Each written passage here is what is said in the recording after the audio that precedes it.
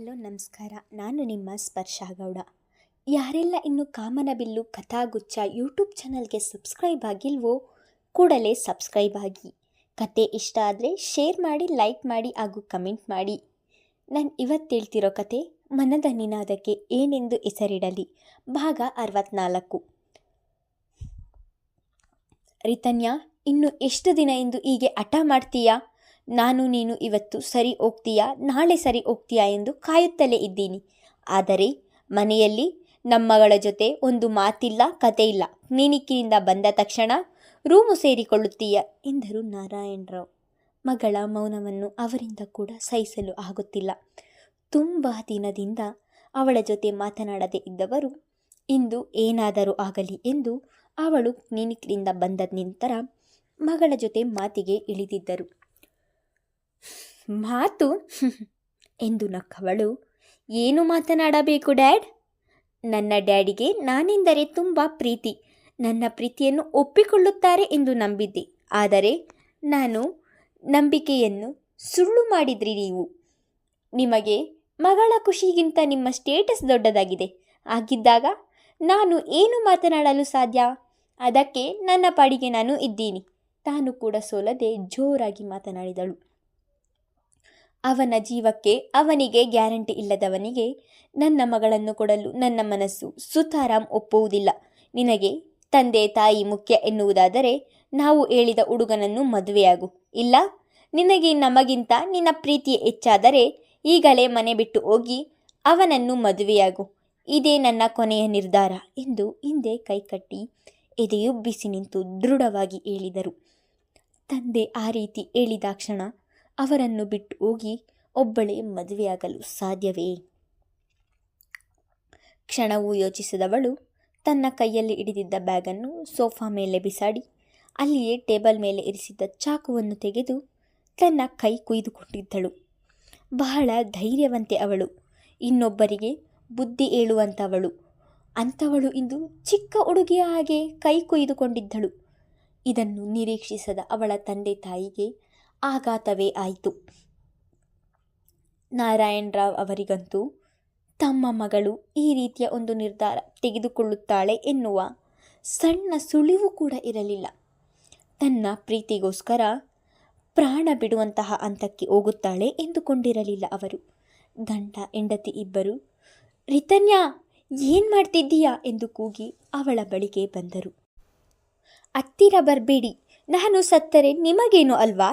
ನಿಮಗೆ ಬೇಕಾಗಿರುವುದು ನಿಮ್ಮ ಸ್ಟೇಟಸ್. ಡ್ಯಾಡ್, ನನಗೆ ಆಯ್ಕೆಯನ್ನು ಇಡ್ತೀರಾ ನೀವು? ಎತ್ತವರು ಬೇಕಾ, ಪ್ರೀತಿಸಿದವನ್ನು ಬೇಕಾ ಎಂದು ಕೇಳಿದರೆ ನಾನು ಏನು ಹೇಳಲಿ ಹೇಳಿ? ನನಗೆ ಇಬ್ಬರು ಕೂಡ ಬೇಕು, ಅದಕ್ಕೆ ನಾನೇ ಸಾಯ್ತೀನಿ ಎಂದು ಮತ್ತೆ ಇನ್ನೊಂದು ಕಡೆ ಚಾಕುವಿನಿಂದ ಕುಯ್ಯಲು ಹೋದವಳ ಕೈಯನ್ನು ನಾರಾಯಣರಾವ್ ಅವರು ಬಿಗಿಯಾಗಿ ಹಿಡಿದು, ರಿತನ್ಯಾ, ನಿನಗೇನು ತಲೆ ಕೆಟ್ಟಿದೆಯಾ? ಜನರ ಜೀವ ಉಳಿಸುವ ಡಾಕ್ಟರ್ ನೀನು. ನೀನೇ ಹೀಗೆಲ್ಲ ಮಾಡಿಕೊಂಡರೆ ಹೇಗೆ ಹೇಳು ಎಂದು ಹೇಳುತ್ತಲೇ ಅವಳ ಕೈಯಲ್ಲಿದ್ದ ಚಾಕುವನ್ನು ತಮ್ಮ ಕೈಗೆ ತೆಗೆದುಕೊಂಡು ಬಿಸಾಡಿ, ಇದೇನು ಮಾಡಿಕೊಂಡೆ ರಿತನ್ಯಾ? ತುಂಬ ರಕ್ತ ಹೋಗ್ತಿದೆ, ಮೊದಲು ಹಾಸ್ಪಿಟಲ್ಗೆ ಹೋಗೋಣ ಬಾ ಎಂದರು. ಇಷ್ಟು ದಿನ ಮಗಳ ಮನಸ್ಸು ಬದಲಾಯಿಸುವ ಪ್ರಯತ್ನ ಮಾಡುತ್ತಿದ್ದರು. ಆದರೆ ಇಂದು ಅವಳನ್ನು ಈ ಸ್ಥಿತಿಯಲ್ಲಿ ನೋಡಿ ನಿಜವಾಗಿಯೂ ಹೆದರಿ ಹೋಗಿದ್ದರು. ಇಲ್ಲ, ನಾನು ಎಲ್ಲಿಗೂ ಬರುವುದಿಲ್ಲ ಎಂದು ಅಳುತ್ತಲೇ ಹೇಳಿದಳು. ರಿತನ್ಯಾ, ಇಂಥ ವಿಷಯದಲ್ಲಿ ಹಠ ಮಾಡಬೇಡ, ತುಂಬ ರಕ್ತ ಹೋಗ್ತಿದೆ. ನಿನ್ನ ದಮ್ಮಯ್ಯ ಅಂತೀನಿ ಕಣೆ, ಹಾಸ್ಪಿಟಲ್ಗೆ ಹೋಗೋಣ ಬಾ ಎಂದು ಹೇಳಿದ ತಾಯಿಯ ಕಣ್ಣೀರನ್ನು ನೋಡಿದವಳು ಅವರ ಜೊತೆ ಹಾಸ್ಪಿಟಲ್ಗೆ ಹೋಗಿದ್ದಳು. ರಿತನ್ಯಾಳ ವಾರ್ಡ್ ಒಳಗೆ ಕಳುಹಿಸಿ ಹೊರಗೆ ನಿಂತ ನಾರಾಯಣರಾವ್ ಅವರು ಮನದಲ್ಲಿಯೇ ಒಂದು ಗಟ್ಟಿ ನಿರ್ಧಾರವನ್ನು ಮಾಡಿ ಒಡನೆಯೇ ಪಾರ್ಥನಿಗೆ ಕರೆ ಮಾಡಿದರು. ಇತ್ತ ಪಾರ್ಥ ಸ್ಟೇಷನ್ನಿನಲ್ಲಿ ಇದ್ದವನು ತನ್ನ ರಿಂಗಣಿಸಿದ ಫೋನ್ ತೆಗೆದು ಕಿವಿಗಿರಿಸುತ್ತಾ ಹಲೋ ಎಂದನು. ನಾನು ನಾರಾಯಣರಾವ್ ಮಾತನಾಡುತ್ತಿರುವುದು. ಈಗಿಂದೀಗಲೇ ಹಾಸ್ಪಿಟಲ್ಗೆ ಹೊರಟು ಬಾ ಎಂದು ಹಾಸ್ಪಿಟಲ್ ಹೆಸರು ಹೇಳಿದವರು ಕರೆ ತುಂಡರಿಸಿದ್ದರು. ಎಂದು ಕರೆ ಮಾಡದವರು ಇಂದು ಹಾಸ್ಪಿಟಲ್ ಬಳಿ ಬಾ ಎಂದು ಹೇಳುತ್ತಿದ್ದ ಹಾಗೆ ಪಾರ್ಥನಿಗೆ ಒಂದೆಡೆ ಭಯವಾಯಿತು. ಒಡನೆ ಅವರು ಹೇಳಿದ ಹಾಸ್ಪಿಟಲ್ ಬಳಿ ಹೋಗಿದ್ದನು.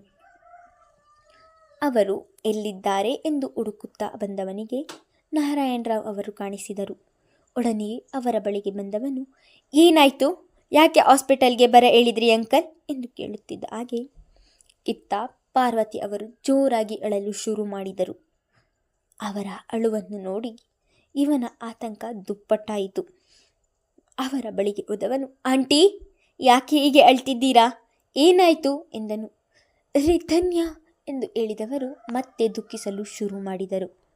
ಅವರು ರಿತನ್ಯ ಎಂದು ಹೇಳುತ್ತಿದ್ದ ಹಾಗೆ ಪಾರ್ಥನ ಉಸಿರು ಏರುಪೇರಾದಂತಹ ಅನುಭವವಾಯಿತು. ರಿತನ್ಯಾಗೆ ಏನಾಯಿತು ಎಂದು ನಡುಗುವ ಧ್ವನಿಯಲ್ಲಿಯೇ ಕೇಳಿದನು. ತಮ್ಮ ಕಣ್ಣೀರನ್ನು ತೊಡೆದುಕೊಂಡು ಪಾರ್ವತಿಯವರು ಮನೆಯಲ್ಲಿ ನಡೆದ ಮಾತುಕತೆ ಹಾಗೂ ತಮ್ಮ ಮಗಳು ಕೈ ಕುಯ್ದುಕೊಂಡಿದ್ದು ಎಲ್ಲವನ್ನೂ ಹೇಳಿದರು. ಅವರ ಮಾತು ಕೇಳುತ್ತಿದ್ದ ಹಾಗೆ ರಿತನ್ಯಾಳ ಮೇಲೆ ಅಸಾಧ್ಯ ಕೋಪ ಬಂದಿತ್ತು ಅವನಿಗೆ. ಅವಳ ಮೇಲಿನ ಕೋಪಕ್ಕೆ ಕೈ ಮುಷ್ಟಿ ಬಿಗಿ ಹಿಡಿದವನು ಕ್ಷಣವೂ ಅಲ್ಲಿ ನಿಲ್ಲದೆ ಬಾಗಿಲನ್ನು ದೂಡಿಕೊಂಡು ವಾರ್ಡ್ ಒಳಗೆ ಹೋಗಿದ್ದನು. ಅಲ್ಲಿ ಡಾಕ್ಟರ್ ಅವಳಿಗೆ ಬ್ಯಾಂಡೇಜ್ ಹಾಕುತ್ತಿದ್ದರೂ ಸಹ ಅದರ ಅರಿವಿಲ್ಲದೆ ಅವಳನ್ನು ತನ್ನೆಡೆಗೆ ತಿರಿಸಿಕೊಂಡು ಅವಳ ಕಪಾಳಕ್ಕೆ ಜೋರಾಗಿ ಬಾರಿಸಿದನು.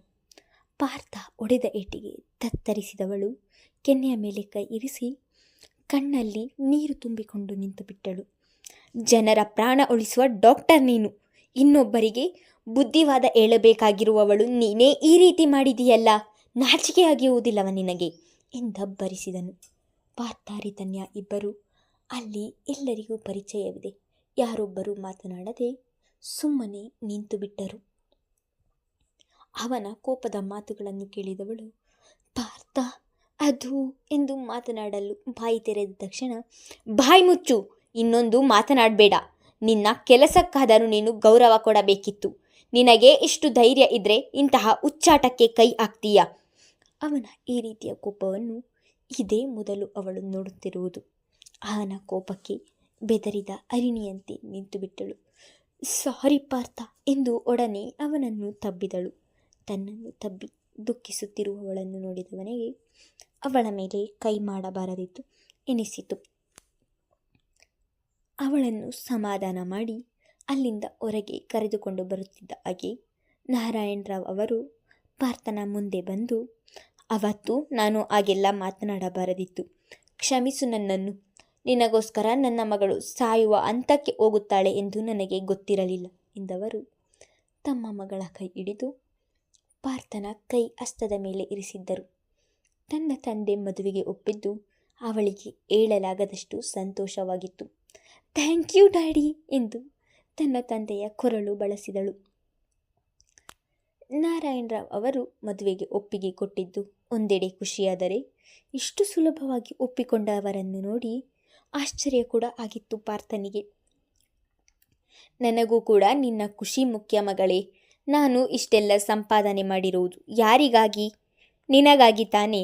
ನಾನು ಒಂದು ರೀತಿ ಯೋಚಿಸಿ ಪಾರ್ಥ ಬೇಡ ಎಂದೆ. ಆದರೆ ನೀನು ಅವನನ್ನೇ ಮದುವೆಯಾಗಬೇಕು ಎಂದು ವಿಧಿ ನಿರ್ಧಾರ ಮಾಡಿದ್ದರೆ ಯಾರು ಏನು ಮಾಡಲು ಆಗುವುದಿಲ್ಲ.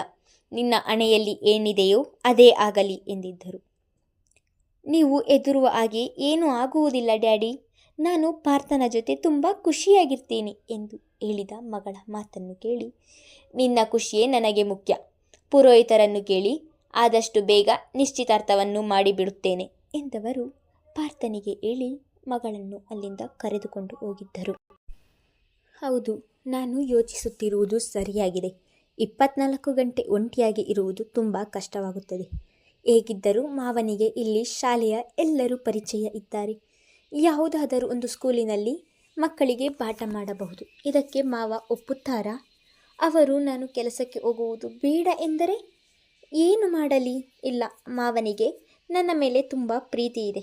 ನಾನು ಕೇಳಿದರೆ ಖಂಡಿತ ಒಪ್ಪುತ್ತಾರೆ. ತನ್ನಷ್ಟಕ್ಕೆ ತಾನೇ ಮಾತನಾಡಿಕೊಳ್ಳುತ್ತಿದ್ದಳು.